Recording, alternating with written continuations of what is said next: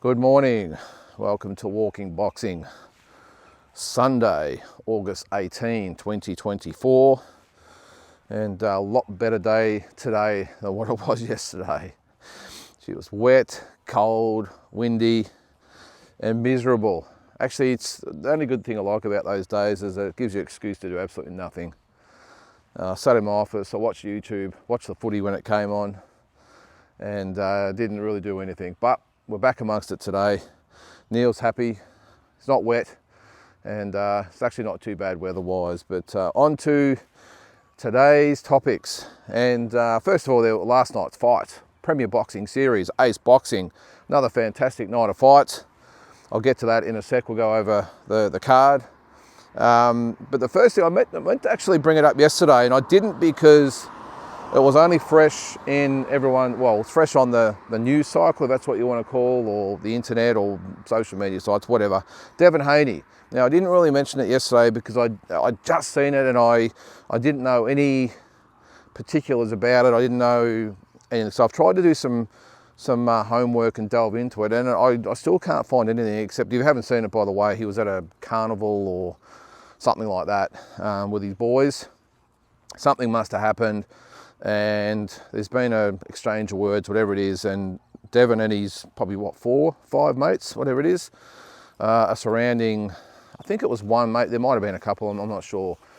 But again, without knowing the context of what was going on, Devin reaches over the shoulder of one of his boys and lashes out at the worker. I think he was, from what I can gather, he was a worker.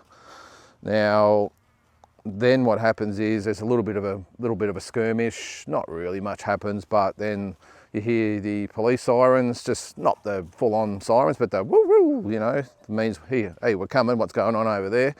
And Devin Haney cuts for it and walks off with his hands in his pocket like the good boy that he is. You know, he wouldn't do that. He's just a face in the crowd, and he just walks off and lets everyone else deal with it. So again, I tried to look a little bit more into it, but that's really as much as I could sort of see. There's a lot of people speculating and everything else. But first of all, to surround a person or even two people with 5-6 guys seems to be the typical way we go about things these days, doesn't it? Doesn't sort of excuse it though, especially when you've got a 2-weight division world champion in your posse. But so that's probably the first thing. Again, I don't know the context, but that's what happened surrounding this guy.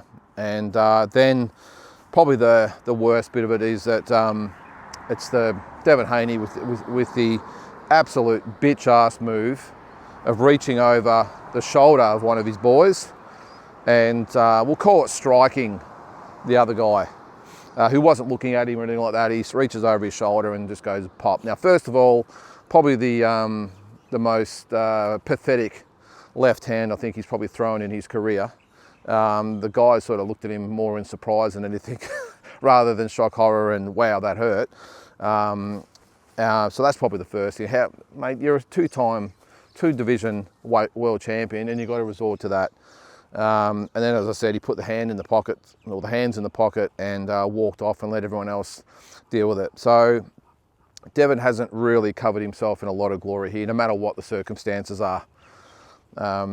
First of all, mate, it just seems to be the case with a lot of these young American boxers more than anything. You know, you sort of see it all over the world. I'm sure there's been some instances, but these guys, like, you know, whether it be Shakur or Devin or Tank, you know, it's all about being bad. You know, the Charlos, surely he's got someone in his ear. His dad seems like a lovely guy. I know a good mate, Tassie Brown, of course, is on these shows. Spent a lot of time with Devin, and particularly his dad, and said he's just a real stand-up, value, love, big on values and home and respect and family and all that sort of stuff. He would be in his ear to say, Devin, first of all, don't put yourself in this position. Why would you go to something like that and put yourself in a position where this happens? Now, even if there was a bit of an altercation, well, step back, mate. Let your boys go and handle it. Go get another thing of fairy floss or a hot dog or something. Let them handle it. But then to actually lash out with a punch, if that's what you can call it, just absolutely disgraceful. absolutely disgraceful, and probably opens himself up to a bit of pushback when you think about it, because it's all on footage, or all on camera. They've got the footage of it. So the guy has been hit, does he sue Devin Haney? Does he get reprimanded, fined, suspended? Who knows? But I think more than anything, yeah, he could find himself with a nice lawsuit asking for a few bucks. So all that aside though, money, whatever, just an absolute piss poor move by someone that's supposed to be a role model in the sport. But anyway, that's that one. The other one I saw, just a quick, like the full stop on the Turkey Al Sheikh and Tim Tszyu situation. I did see something, I know I almost talk about that sort of daily, but the new update is the reason that Turkey Al Sheikh pretty much put a line through Tim for the time being, you know it's not going to be permanent, is that apparently Turkey Al Sheikh wanted Tim Tszyu to sit out the remainder of 2024 and fight Terence Crawford in February. And Tim Tszyu, being a fighter's fighter, that's what he does, said, no, Your Excellency, we do our own thing, we like to keep busy, and we're not going to sit on our hands just because you want a Crawford fight in February. So well done, if that is the case, well done to Tim, well done to No Limit, well done to Glenn Jennings, well done to all concerned, who did it respectfully by all accounts and just said, look, thank you, appreciate it, but we need to fight. And it just gets me thinking that, I'm not going to again go over the whole Turkey Al Sheikh thing, I've done that enough, but it does get me thinking that Turkey Al Sheikh probably knows a lot about, like a lot of other in this business by the way, knows business in general. You know, knows the, to dot the I's, cross the T's, knows how to use the calculator, knows how to market an event, knows how to do that. Like he knows business, but he doesn't know the boxing business that well yet. And I know he'll probably learn more as he goes, obviously, and he's got Eddie Hearn, Oscar De La Hoya riding shotgun with him at the moment, so no doubt he will learn. But in this case, to expect someone like Tim Tszyu to sit out, which would probably be, by the time he fought in February, it'd be almost a year, it'd be 11 months, and that's just not Tim Tszyu's style. So I do agree with Tim Tszyu's choice there, and if I could, I'd give him a pat on the back and say well done and get on with your career, and don't stop just to please everyone else. So so that was that one. And then of course last night's Premier Boxing Series, great night of fights on 7plus. It was hard because I had the football going. That's why Saturday nights are a little bit hard sometimes. I actually had 2 games going. I was going back and forth between the two and watching the fights on my phone. But another great night of fights, and I thought it was really good that they had the amateurs as part of it. There were 4 fights.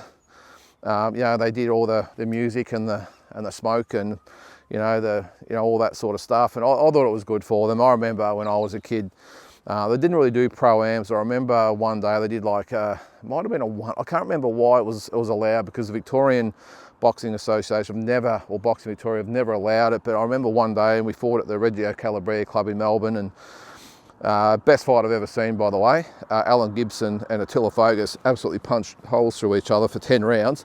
But we fought on the undercard of it. There was a few of us, and it was a real buzz. And just, they didn't even have all the smoke and music and all that for us. It was just the fact we fought on a pro card, which was awesome. But yeah, it was good. I just actually felt for the young kid. I can't remember, I think his last name was Brown. I think he was 20 years old. Obviously loved the fact that he was on and wanted to, take in the whole experience. He came out to the gangster rap and took his time getting into the ring. He wanted his music to play pretty much the whole way through, and started to do a bit of a dance and in the ring, and really soaked it all in and everything else, and then got in the ring and couldn't quite perform. So a little bit of advice there, mate. If for future reference, I know you're only 20, long way to go, but if you're going to do that sort of stuff, then you need to deliver, okay? Because he gassed out pretty quick and was beaten comprehensively in the fight. So it's great that he enjoyed it, but yeah, mate, just got to deliver if you're going to do all that sort of stuff, okay? But yeah, some really good amateurs. I did see Cooper O'Connell. I know Cooper, obviously through his mum Shannon. Unfortunately got stopped in his fight, but I think he's off to they did say on the telecast he's off to some junior tournament somewhere in the world. So all the best to Cooper. But he fought the Queensland senior champion. It was probably a little bit too much for him at this stage, and overwhelmed him. I think it was in the 3rd round. So, but yeah, no, I really enjoyed the amateurs before that. I'm sure they did as well. But with the pros, the fights, let's go through them. So the first one was Hiram. Now, apologies with these names. I'm bad enough with the Russian names, let alone with the Pacific Islander names. Hiram Tavuai, I think that's how you pronounce it, and Nathaniel Titaru. Wasn't a bad fight, actually. Look, it was the Tutaru. He little pocket rocket he was. There wasn't much of him as far as height-wise goes, but he let the bombs go, and he was very, very entertaining. So I thought that was not a bad fight to get proceedings underway. He let some big bombs go, and the big fella Tavui really struggled with, I think, with the height. He had the advantage, but the fact his opponent was so low and those bombs were coming from the floor, I think he struggled a little bit with that. But that was a good way to get things going. And then we had Caden Russo with a decision win over Caleb Gray. Now it was a 5-rounder, that one. And look, it wasn't the most graceful fight I've ever seen, put it that way. Well, there was a couple of knockdowns, but there was some points taken off for different things, and it was it was very scrappy. The referee had quite a bit to say through the fight, which actually just brings me to a point with the referee. And look, he's normally, I can't remember his name. His name escapes me at the moment, but he's normally, like, he is actually a really, really good referee, but I wasn't quite sure with some of his words during the fight. Like, he went to the corner, especially in the main event, but in that one, look, in this particular fight, he said, well, pretty much, this is a shit fight, guys. Do something or I'm going to start taking points off. Now, I get it, that's the way it's supposed to be, but I'm not quite sure whether you're allowed to actually inject yourself into the way the guys are fighting. I think it's good that he actually gave them a warning, I will say, but I think normally the referee's supposed to pretty much stay quiet and just referee proceedings, officiate the proceedings of what's actually happening, not talking to the fighters and pretty much letting them know the way or how they've got to fight. So we get the same in football and all that sort of stuff, but I thought that was a little bit interesting. But yeah, pretty much said, boys, this is a shocking fight. And if you don't do something, I'm going to start taking points off. And he did. He took a couple of points off, and there's a couple of knockdowns. But yeah, not the greatest fight as far as boxing purists go. And then we got on to what I thought was a really good fight. Lachlan Duncombe with a decision over Kane Baker. Split decision, if you will. I cannot believe one of the judges not just gave Baker the fight, but he gave him 5 out of the 6 rounds, which was absolutely ridiculous. I thought Duncombe, that was his name? Duncombe? Yeah. Really good young prospect, actually. I think he's only had one fight. Looked okay. Sweet hands. He obviously got that nickname from Caleb Plant. I like it. But yeah, he had a little bit of ability. That was a cruiserweight. So it was actually a really good fight. That's one thing I'll say about Ace Boxing.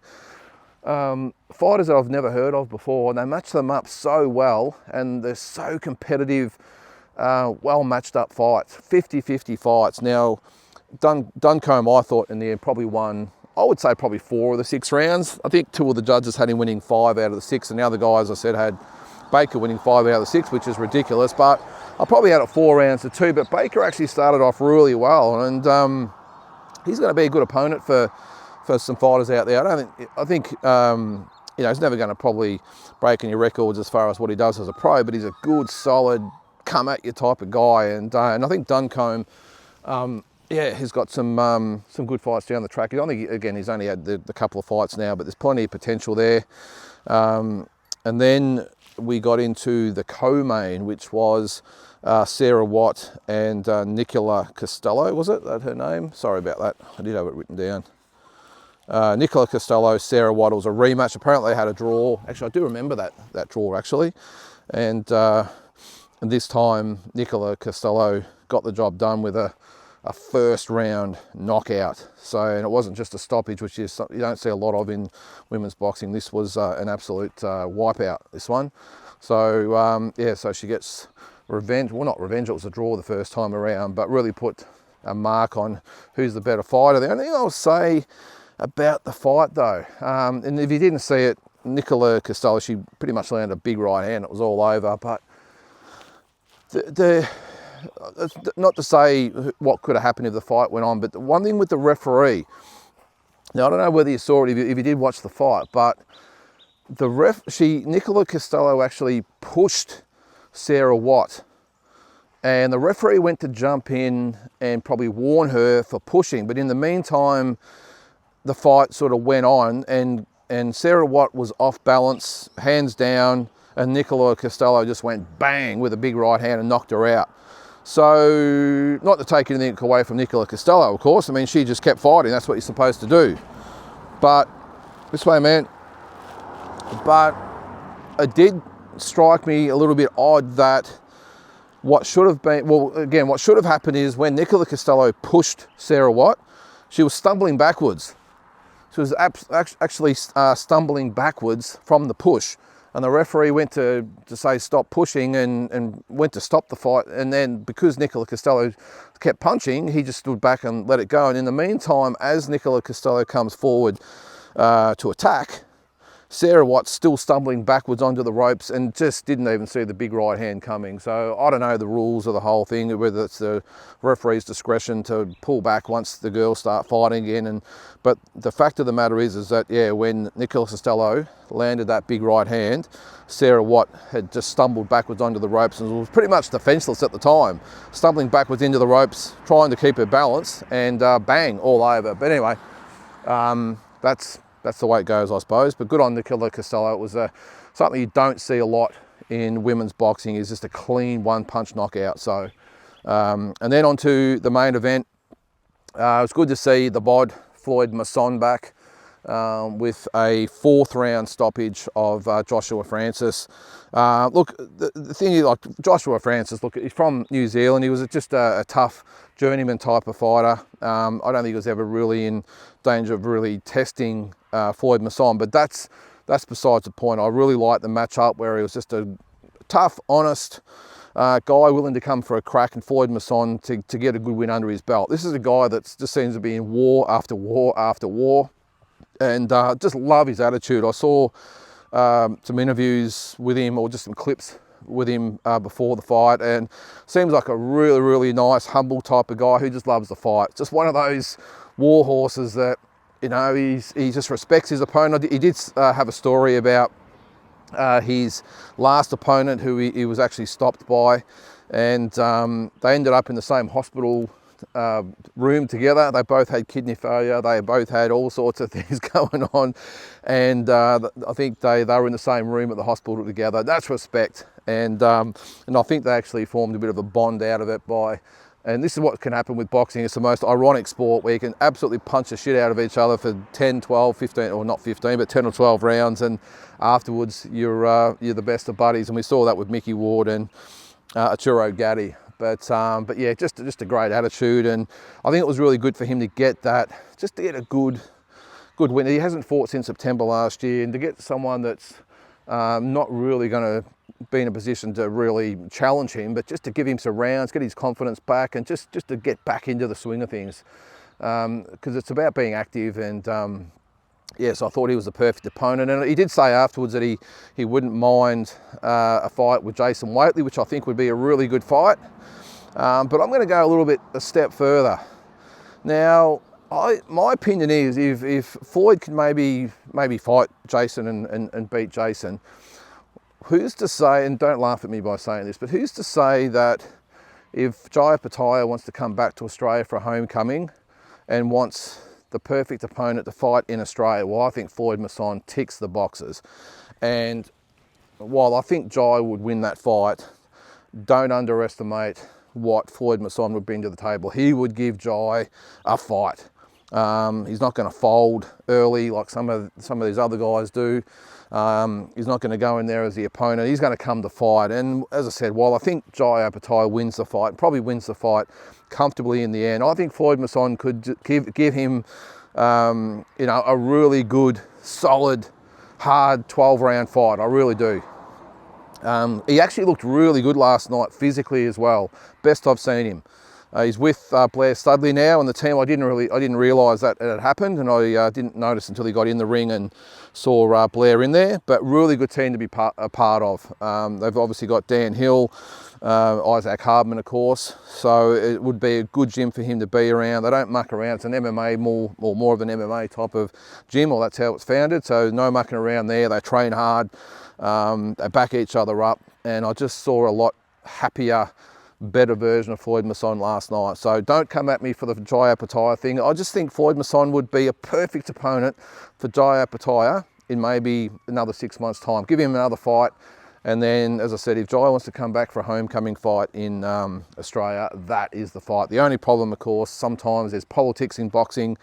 Not quite sure how the promoters get on these days between the two, but if all that could be put aside, especially if our man Turki Al-Sheikh comes to the party, I would love to see Floyd Masson get a crack at Jai Opetaia for that IBF belt. So, but it does look like he's going to fight Jason Waitley first, so we'll keep an eye on that. So guys, that is it. Again, congratulations to Ace Boxing last night, another great show of Premier Boxing Series. Can't wait for the next one, which is Chadwick and Dan Hill. I think that'll be a ripper. And then I think they've got the Alex Winwood fight a week after that. So, so Premier Boxing Series doing great stuff here in Australia, alongside No Limit, of course. So guys, that is it for this Sunday, August 18th. Have a great day, and we'll catch you tomorrow.